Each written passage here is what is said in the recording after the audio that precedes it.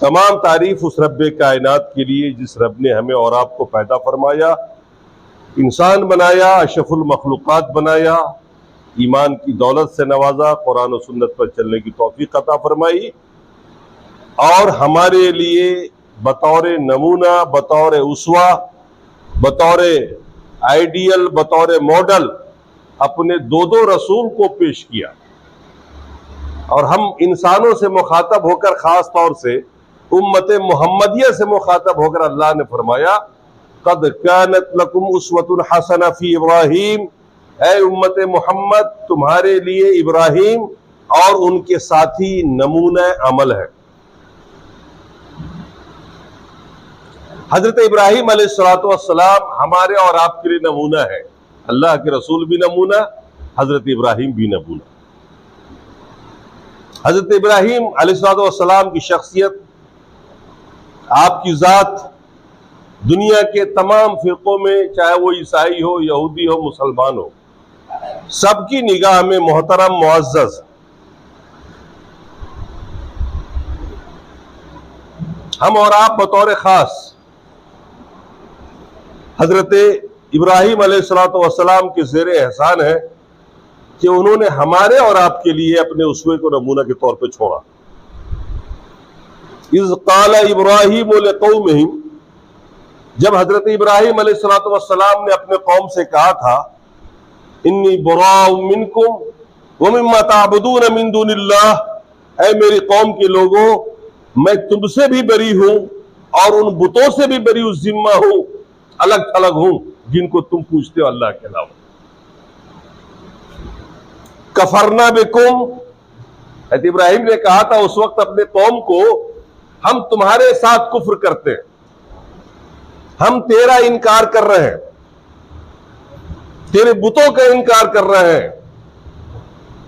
वबदा बैनना व बैनकुम अदावत वल बग़दा, हमारे तुम्हारे दरमियान आज से दुश्मनी शुरू और हमेशा के लिए दुश्मनी रहेगी।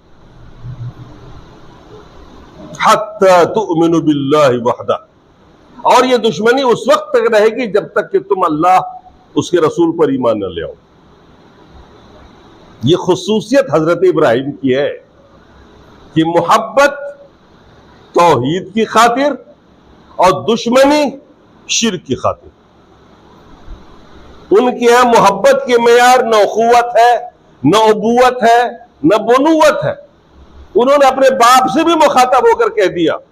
अल्लाह तबारक व तआला ने एक दूसरे मौके पर उस वाक़े को नकल किया, वइज़ क़ाल इब्राहीम लिअबी आज़र, जब इब्राहीम ने अपने बाप आज़र से कहा था कि क्या तुम उन बुतों को पूज रहे हो जिनको तुमने खुद अपने हाथ से बनाया? हम तुम और तुम्हारी कौम से अलग हैं, अकेले।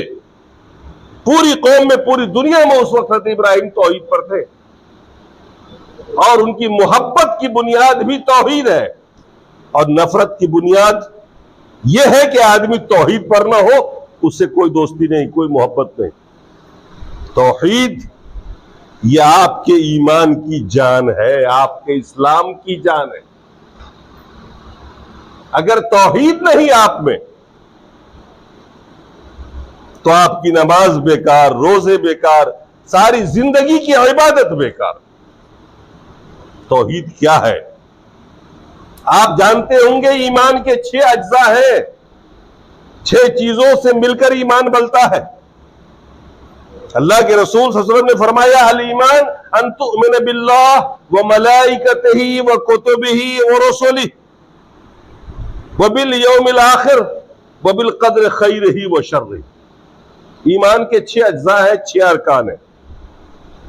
नंबर 1 अल्लाह पर ईमान रखना, नंबर 2 अल्लाह के रसूलों पर ईमान रखना, नंबर 3 अल्लाह के फरिश्तों पर ईमान रखना, नंबर 4 अल्लाह की भेजी हुई तमाम किताबों पर ईमान रखना, यौम आखिरत पर ईमान रखना, क़यामत के दिन पर ईमान रखना और तकदीर पर ईमान रखना।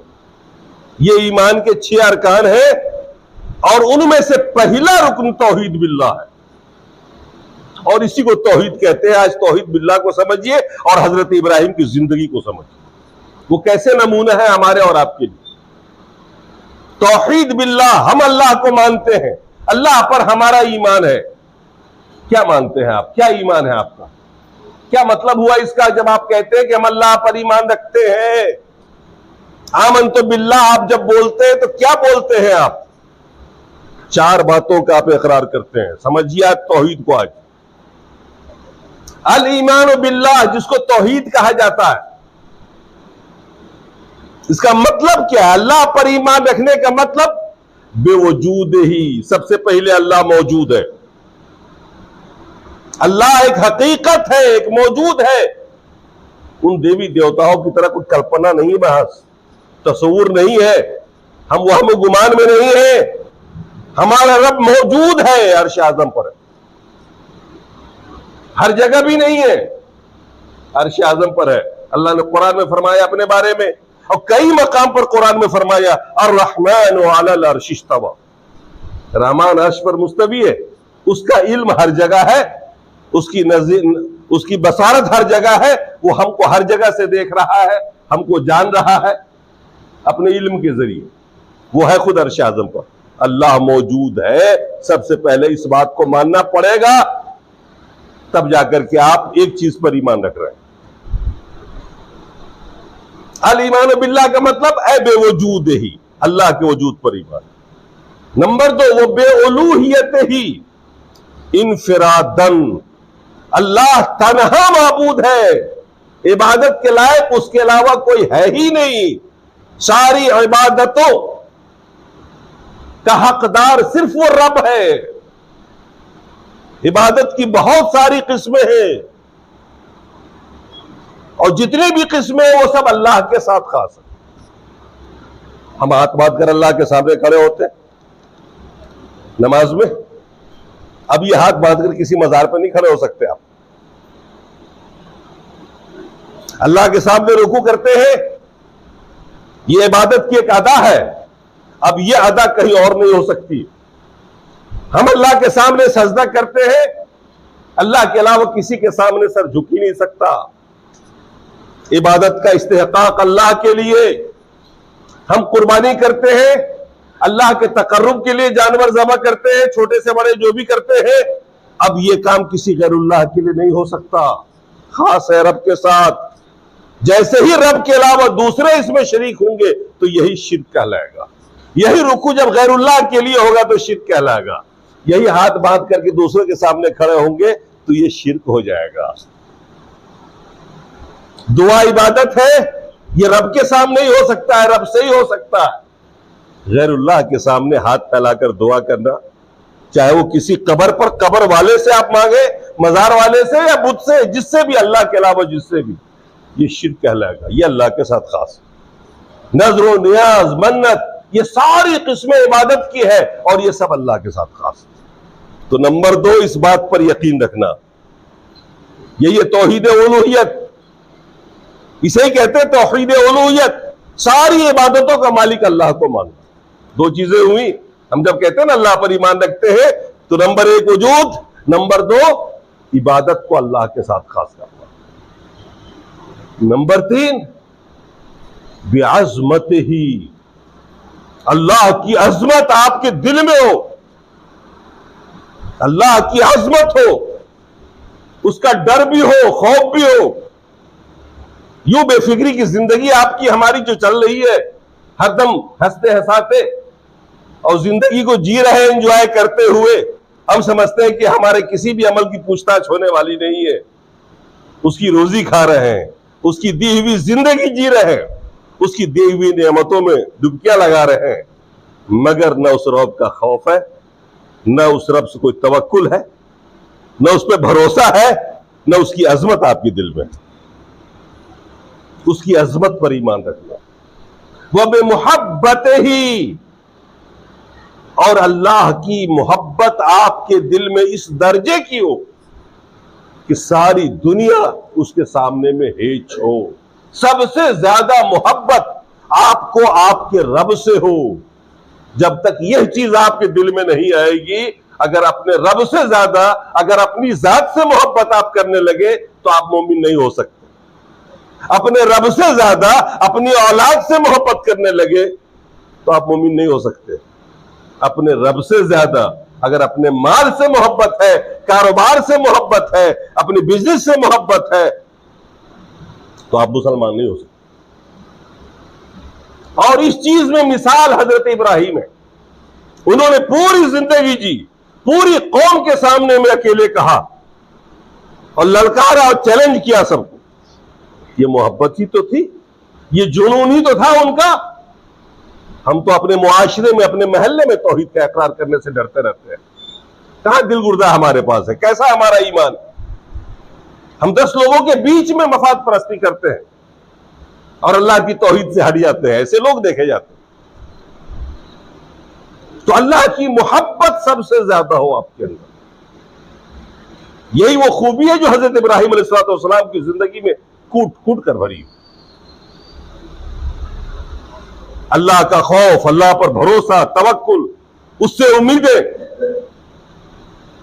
ये सब आपका तौहीद बिल उलूहियत में आता है, तौहीद बिल्लाह में आता है। अब आइए इन चीजों को देखिए हजरत इब्राहिम की जिंदगी में। इख्तिसार के साथ मैंने तौहीद को समझाया है, ये ईमान का एक हिस्सा है सिर्फ। पूरा ईमान तो 6 चीजों को मिला के बनता है। हजरत इब्राहिम अलैहिस्सलाम तौहीद का प्रचार और प्रसार कर रहे थे। कौम तकलीफ दे रही थी आपको और आप फिर भी हक बोले जा रहे थे अकेले। उस वक्त सारी दुनिया में अकेले मुसलमान थे, वो अकेले नबी थे, कोई दूसरा हक पर नहीं था। उस वक्त सारे लोग शिरक करने वाले थे। और ऐसे में आपकी कौम ने उस वक्त के बादशाह, जो पूरी दुनिया का बादशाह था, आपको पता होगा ना, 2 काफिर ऐसे हुए, 2 मुसलमान ऐसे हुए हैं जो पूरी दुनिया की बादशाहत उसके जिम्मे थी। काफिरों में एक नमरूद है जिसमें पूरी दुनिया में बादशाहत की है उसने, और वो खुदा अपने आप को कहता था, लोग सजदे करते थे उसको। उस दरबार में पेश कर दिया कौम ने हजरत इब्राहिम को सजा के लिए। और उस भरी दरबार में उस जालिम बादशाह, जो पूरी दुनिया का बादशाह था, उस वक्त बादशाहत कर रहा था पूरी दुनिया पे, उसने आपसे गुफ्तगू की और आप घबराए नहीं, डरे नहीं, क्योंकि आपके दिल में अल्लाह का डर था। लिहाजा किसी से नहीं डरते थे आप हक के लिए। और जब उस बादशाह ने आपसे सवाल जवाब किया था उस दरबार में, उस मंजर को अल्लाह ताला ने कुरान में बयान फरमाया। अलम तरा इलल्लज़ी हाज्ज इब्राहीम फी रब्बिही, अल्लाह फरमाता है अपने रसूल को, क्या आपने देखा नहीं जब इब्राहिम से हुज्जतबाजी की थी नमरूद ने उसके रब के बारे में, रब के बारे में मुनाजरा किया था, मुबाहिसा किया था, हुज्जतबाजी की थी। अन आताहुल्लाहुल मुल्क, सिर्फ इस बुनियाद पर कि अल्लाह ने उसको बादशाहत दे रखी, पावरफुल था ना, ताकतवर था ना। हजरत इब्राहिम जैसे नबी से उसने हुज्जतबाजी की दरबार के अंदर। किस रब की बात कर रहे हो तुम? रब तो मैं हूं। उस नमरूद ने कहा था हजरत इब्राहिम को, तुम किस रब की बात कर रहे हो? किस रब की तरफ लोगों को बुला रहे हो? किस रब का तुम्हारा अकीदा है? रब तो मैं हूं, सारी दुनिया को तो मैं रोजी दे रहा हूं, मैं चला रहा हूं पूरी दुनिया को। ये जोम था उसका, ये गुमान था, निहायत मुतकब्बिर नफ्स परस्त। इब्राहिम ने क्या जवाब दिया? रब्बियल्लज़ी युहयी व युमीत, मेरा रब वो है जो मारता है और जो जिलाता है। तू ना मार सकता ना जिला सकता, जो जिंदगी देता है, जो मौत देता है, मैं उस रब पे ईमान रखता हूं। फिर क्या हुआ? उसने कहा अना उहयी व युमीत, मैं भी तो मारता जिलाता हूं, मैं भी रब हूं, मैं ही रब हूं, क्योंकि मारता और जिलाता मैं हूं। और उसने प्रूफ किया इसको। अपने कैद खाने से 2 कैदी को बुलवाए। एक कैदी जिसको रिहाई मिल चुकी थी, परवाना मिल चुका था आजाद कर देने का, उसे कत्ल कर दिया हजरत इब्राहिम के सामने में। और एक वो जिसे फांसी की सजा हो चुकी थी, उसे छोड़ दिया। कहा देखो ये मरने वाला था, मैंने जिंदगी दे दी, और ये आजाद होने वाला था, मैंने मार दिया। जिंदगी और मौत तो मैं भी देता हूं। हजरत इब्राहिम ने देखा ये तो बड़ा ही पौधा है, ये तो बड़ा ही बेवकूफ है। फरमाया फ़इन अल्लाह याती बिशम्स मिनल मशरिक़ फाती बिहा मिनल मगरिब, मेरा रब वो है जो रोजाना सूरज को पूरब से निकालता है, पश्चिम में डुबोता है। चल तू आज पश्चिम से निकाल के पूरब में डुबा दे। नबी तो नबी होते हैं। फरमाया मेरा रब तो वो है जो रोजाना सूरज को पूरब से निकाल के पश्चिम में डुबाता है, आज तू सिर्फ एक दिन के लिए पश्चिम से निकाल के पूरब में डुबा दे। पूरे दरबार में जलील हुआ। फबुहितल लज़ी कफर, अल्लाह फरमाता है वो काफिर हक्का बक्का रह गया। नमरूद हक्का बक्का रह गया। जाहिर सी बात है वो कर क्या सकता था, मबहूत हो गया, हक्का बक्का हो। और आगे ने जो जुमला जो अल्लाह ने फरमाया ना, वो इतना प्यारा है कि आज उसको आप समझ लीजिए तो आपको हिदायत और दलालत का फलसफा समझ में आ जाएगा। अल्लाह ने फरमाया इन्नल्लाह ला यहदिल कौम ज़ालिमीन, अल्लाह जालिम कौम को कभी हिदायत नहीं देता। हजरत इब्राहिम समझाने वाले, नमरूद समझने वाला हिदायत ना पा सका। आज हम और आप कितनों को समझाते हैं, हिदायत पा लेता। वहां हजरत इब्राहिम समझा रहे हैं और उसकी समझ में नहीं आया, हिदायत नहीं पाई उसने। अल्लाह के रसूल मक्के में समझा रहे हैं, खुद नबी है, रसूल है, मोजज़ात भी साथ में है। अबू जहल ना समझ सका, अबू लहब ना समझ सका, अतबा शहबा ना समझ सका। बड़े बड़े सरदार ने मक्का काफिर होके मरे, पूरा मक्का गुमराह रहा इल्ला माशाअल्लाह। लेकिन वही बिलाल जैसे लोग, यासिर जैसे लोग, यूमी जैसे लोग, गरीब लोग, मजदूर लोग, अल्लाह ने उन्हें हिदायत दे दी। कैसे हिदायत मिलती है? आदमी गुमराह कब होता है, हिदायत कब पाता है? अल्लाह ने फरमाया जालिम को हिदायत नहीं देता हूं मैं, गैर जालिम को हिदायत मिला करती है। मौलाना अबुल कलाम आजाद रहमहुल्लाह हिंदुस्तान के पहले वजीर तालीम हुए हैं। उन्होंने इस आयत की बड़ी प्यारी तफसीर की है। उन्होंने फरमाया है कि दुनिया में 4 तरह के लोग होते हैं।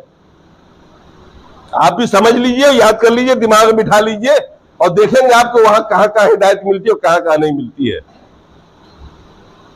मौलाना अबुल कलाम आजाद फरमाते तफसीर के अंदर 4 तरह के लोग हैं दुनिया में। नंबर 1 हक परस्त, जो हर हाल में हक को पूजने वाला है, खुदा परस्त, खुदा से डरने वाला, खुदा को पूजने वाला। जब हक उसके सामने आएगा वो मान लेगा, जब भी हक उसके सामने आएगा वो मान लेगा। ऐसे लोग बहुत थोड़े हैं दुनिया में जो हक परस्त है। दूसरे नफ्स परस्त, जिसमें अनानियत होती है कि मैंने कह दिया ये काम ऐसे होना है तो फिर होना है, सारा मोहल्ला एक तरफ लेकिन अकेला वो एक तरफ, मेरी बात नहीं चलेगी, मैं उसके जुबान से अक्सर मैं निकलता होगा। दूसरे किस किस्म के लोग हैं? जो अनानियत वाले हैं, उन्हें कहा जाता है अना परस्त, खुद परस्त, नफ्स परस्त। इसी के तहत आता है उलमा परस्त, अंबिया परस्त। ये सब इसी किस्म के लोग हैं, खुद परस्ती है उनके अंदर। ऐसे लोग बहुत हैं। नमरूद उसी किस्म का आदमी था, फिरौन भी उसी किस्म का आदमी था, फिरौन भी उसी किस्म का आदमी था, नफ्स परस्त था। जब हजरत मूसा और हजरत हारून दो नबी दरबार में गए, मोजेज़े दिखा दिया, फिर भी उसने माना नहीं, क्योंकि वही माबूद बना हुआ था अपने जमाने में। और उसने फिर 70,000 जादूगरों को बुला दिया मुकाबले के लिए। कहा ये तो जादूगर है, तुम्हारी लाठी जो सांप बन जाया करती है तो जादूगरी। और 70,000 लोगों के सामने में मुकाबला हुआ। 70,000 जादूगरों ने अपनी लाठी और रस्सी को रखा जमीन पे, वो सारी की सारी लाठी और रस्सी सांप बन गई। और जब हजरत मूसा की बारी आई तो वो अकेले मैदान में थे, उनके हाथ में एक लाठी थी। अल्लाह ने कुरान में फरमाया और हजरत मूसा को मुखातब के कहा वालक़े बेयमीन गया मूसा, वालक़े असा का, मूसा तू भी अपनी लाठी अब डाल दे अपने मैदान में। हजरत मूसा ने लाठी डाली, लास्ट में वो अजदहा बनी और सारे अजदहों को उसने निगल दिया। कुरान में पूरा मंजर है। फिर क्या हुआ? वो 70,000 जादूगर उसी वक्त ये कहते हुए सजदे में गिर गए, आमन तो बेरब्बे मूसा व हारून, मूसा और हारून के रब पर हम ईमान लाते हैं। 70,000 लोग ईमान ले आए इस मोजेज़े को देखकर, सजदे में गिर गए। बादशाह ने धमकी दी, इधर का हाथ इधर का पैर कटवाऊंगा। सूली पे चढ़ा दूंगा। बादशाह से कहा उन जादूगरों ने तुम्हें जो करना है कर डालो, हमने फैसला कर लिया है अल्लाह को राजी करने का। और आखिर उन जादूगरों को फांसी दी फिरौन ने, लेकिन इस्लाम कबूल नहीं किया, तौहीद कबूल नहीं की। क्यों? इसलिए कि नफ्स परस्त था, अनानियत थी उसके अंदर, खुद परस्ती थी। यही हाल नमरूद का भी था। अल्लाह ताला ऐसों को कभी हिदायत नहीं देता। अगर आप में नफ्स परस्ती है, जिद्द और हरधर्मी है, तो अल्लाह ताला आपको हिदायत नहीं देता। हिदायत तो एक ही सूरत में दे सकता है, जब आप हक परस्त हो जाए, खुदा परस्त बन जाए। हक जब भी आपके सामने में आ जाए आप उसे कबूल कर लो। जब भी कुरान की बात आ जाए सामने मान ले, हदीस की बात आ जाए मान ले। ये बहाना ना हो कि हमारी किताब में ये लिखा है, हमारे मुफ्ती साहब ने ये कहा, हमारे उलमा ने ये कहा, हमारे इमाम ने ये कहा। ये नफ्स परस्ती है, अना परस्ती है। ऐसे लोगों को अल्लाह कभी हिदायत नहीं देता। ये जालिम है, अल्लाह ने इसको जालिम में शुमार किया। और तीसरे, आबा परस्त, हर बात में बाप की दुहाई, दादा की दुहाई। आप जब भी कोई दीन की बात बताएंगे, हमने बाप दादा को ऐसा करते हुए नहीं पाया। अक्सर सुना होगा आपने, जब भी आप कहेंगे हमने बाप दादा को ऐसे करते हुए नहीं पाया, हमारे बाप दादा जाहिल थे क्या, वो हर बात में दुहाई बाप दादा के। ऐसे लोगों को कहा जाता आबा परस्त। मक्के के लोग इसी किस्म के थे। अबू जहल इसी किस्म का आदमी था, अबू लहब इसी किस्म का आदमी था। वो हर बात में दुहाई देता था कि हमने बाप दादाओं से देखा 360 बुतों की पूजा होती चली आई है, हम कैसे छोड़ दें। हमारे आबा अजदाद जाहिल थे, गुमराह के गुमराह रह गए। उनमें जो हिदायत पाने वाले थे, जो जालिम नहीं थे, वो सब हिदायत पा गए। हक परस्त बनिए। हक जब भी आपके सामने आए कबूल कर लीजिए। अपने आप को यह ना समझिए कि मैं यूं हूं, मैं ऐसा हूं, मेरा ये मकाम है, मेरी तौहीन हो जाएगी। नहीं, ये बात आपको मालूम नहीं थी, आज मालूम हो गई। अल्लाह उसके रसूल के हवाले से बात आपके सामने आ गई, तो अब न वहां कोई किताब रहेगी, न कोई उलमा रहेंगे, न कोई इमाम रहेंगे, न कोई बुजुर्ग रहेंगे, कुछ नहीं।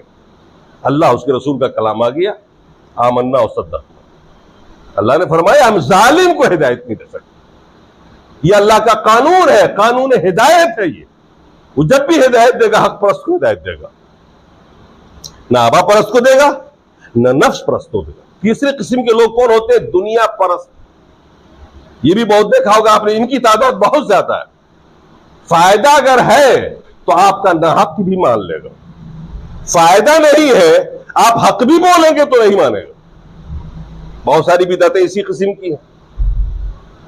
ये नहीं कर सकते, वो नहीं कर सकते। अब फला जगह दावत है, बिदअत हो रही है, और वहां गोश्त है, बिरयानी है, पुलाव है, कैसे छोड़ते हैं? मुंह में पानी आ जाता है। वो एक टाइम के खाने के लिए आदमी अपने पूरे किए किराए पे, अपने सारे अमाल पे पानी फेर देता है। ये वो लोग हैं जो मफाद परस्त है, जो दुनिया परस्त है। जिस दुनियावी मफाद अगर आपके साथ नमाज पढ़ने में तो पढ़ लेंगे, अगर फायदा नहीं है तो आपसे कट जाएंगे। आप उस राह पर नहीं चलेंगे कि लोग तानो तशनी करेंगे, तरह तरह से वो सोचने लगते हैं मफाद परस्त लोग। अल्लाह ताला ऐसों को हिदायत नहीं देता। न आबा परस्त को हिदायत देता, बाप दादा के पूजने वाले को, न नफ्स परस्त को हिदायत देता है, न मफाद परस्त को हिदायत देता है। माल के लिए जो आदमी हक और नाहक को खल्त मल्त कर दिया करे, अल्लाह ऐसों को हिदायत देता है। तीनों के तीनों जालिम है, और अल्लाह हिदायत सिर्फ उसको देता है जो हक परस्त होता है। इसीलिए आप देखते होंगे कि बड़ी भीड़ में एक आदमी को हिदायत मिल जाती है, वो कबूल कर लेता है, और सैकड़ों लोग ठुकरा देते हैं हिदायत को और अपने पुराने रास्ते पे चले जाते हैं। अल्लाह ने नमरूद को क्यों हिदायत नहीं दी? फिरौन को क्यों नहीं दी? अबू लहब अबू जहल को क्यों नहीं दी? आपके दिमाग में नहीं आता है? रसूल से ज्यादा बड़ा समझाने वाला कोई हो सकता है क्या? अल्लाह के रसूल, चाहे वो हमारे रसूल हो, या हज़रत इब्राहिम हो, या हज़रत मूसा हो, या हज़रत हारून हो, उनसे अच्छा हम आलिम समझा सकते हैं? कोई आलिम दुनिया को आदमी समझा सकता है? नहीं समझा सकता। मगर इसके बावजूद आज हमारे और आपके हाथ से कई लोग हिदायत पा जाते हैं, उनके हाथ से वो लोग नहीं पा सके। वजह क्या थी? वो सब जालिम थे। और अल्लाह का यह कानून है कि अल्लाह जालिम को कभी हिदायत नहीं दे सकता। इन्नल्लाह ला यहदिल कौम ज़ालिमीन। इसलिए बड़ी जरूरत इस बात की है कि अपने जहन को आमादा करिए और उन तीनों बुराइयों में से कोई बुराई अगर अंदर है आपके तो उसको निकाल के बाहर करिए, हक परस्त बन जाइए। अच्छा, अब इस आयत को आप सामने रख करके देखिए, कहती इब्राहिम अलैहिस्सलाम की शख्सियत क्या थी। तौहीद का गलगला उन्होंने उस भरे दरबार में बुलंद किया जहां हम और आप खड़े नहीं हो सकते, सोच नहीं सकते। उन तमाम जालिमों के सामने में खड़े होकर कह दिया तू कुछ नहीं है, बादशाह नमरूद तो कुछ नहीं है, रब तो वो है जो मारता जिलाता है, जो पूरी दुनिया को चला रहा है, जो पूरी दुनिया का खालिक है, मालिक है, राज़ी। ये थी मोहब्बत अल्लाह से कि अल्लाह के खातिर मर मिटने को भी तैयार रहते थे। यही है तौहीद। मोहब्बत सबसे बड़ा ईमान का जुज़ है। ईमान के 4 अज्जा है, मतलब तौहीद बिल्लाह के 4 अज्जा है। ईमान के तो 6 अरकान है, 6 अज्जा है। सिर्फ उसमें से एक जुज़ अगर आप तौहीद बिल्लाह अल्लाह पर ईमान रखने को समझ रहे हैं तो उसके अंदर 4-6 अरकान है और उनमें सबसे भारी चीज है अल्लाह से मोहब्बत। और वो चीज हमारे और आपके अंदर नहीं है। अपने दिलों में झांक के देखिए, औलाद से ज्यादा मोहब्बत मिलेगी आपको बनिस्बत अल्लाह के, माल से ज्यादा मोहब्बत होगी आपको, अपने कारोबार से ज्यादा मोहब्बत है आपको। हम वक्त पर नमाज नहीं पढ़ सकते, क्यों? कारोबार की वजह से, माल की वजह से, औलाद की वजह से। ये सारी चीजें रुकावटें बन रही हमारे और रब के बीच में, जबकि आपका रब ही आपका है, बाकी दुनिया कोई आपके साथ नहीं। ये उसी वक्त तक है जब तक आप जिंदा है। इस दुनिया को जैसे ही आप छोड़ेंगे ना तो रब का मामला ही आपके साथ रहेगा, दुनिया वाले आपके साथ नहीं है। इस हकीकत को हम सब लोग जानते हैं, मगर इसके बावजूद भी हम मानते नहीं, सुधरते नहीं, अमल नहीं करते हैं। मेरे दोस्तों, जरूरत इस बात की है कि आपका रिश्ता रब से बहाल हो। बंदे से जो है वो है, रहे अपनी जगह, लेकिन बंदों से रिश्ता आपका मजबूत ना हो। रिश्ता मजबूत अल्लाह के साथ होना चाहिए, क्योंकि आपको उसी के पास जाना है और जब तक आप जिंदा है एक एक सांस के लिए उसी रब के मोहताज है। और वही रब आपको हवा भी दे रहा है, पानी भी दे रहा है, ग़िज़ा भी दे रहा है, नेमतें भी दे रहा है। इसलिए अपना रिश्ता रब से बहाल करिए और वही चीज अपनी जिंदगी में लाने की कोशिश करिए जो हजरत इब्राहिम अलैहिस्सलाम ने बतौर नमूना पेश किया। अल्लाह तबारक व तआला हमारे और आपके गुनाह सगायर और कबायर को माफ फरमा दे।